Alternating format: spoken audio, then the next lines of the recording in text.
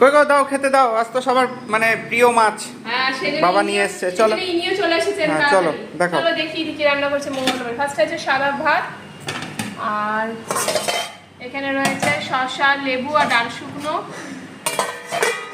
আর এখানে রয়েছে সকালের ঘুগনি, আর কি আছে? আর এখানে রয়েছে পুঁই শাক চচ্চড়ি, ইলিশ মাছের মাথা দিয়ে পুঁই শাকের চচ্চড়ি। এটা অনেকদিন ধরে খাবো ভাবছিলাম, ইলিশ মাছের মাথা।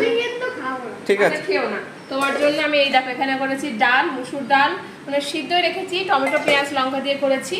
আর এখানে রয়েছে তোমার ইলিশ মাছের তেল, আর কি আছে? আর এখানে রয়েছে ইলিশ মাছ ভাপা বা সর্ষে পোস্ত যাই বলো সেটা করেছি একবেলার জন্য, দুপুরের জন্য।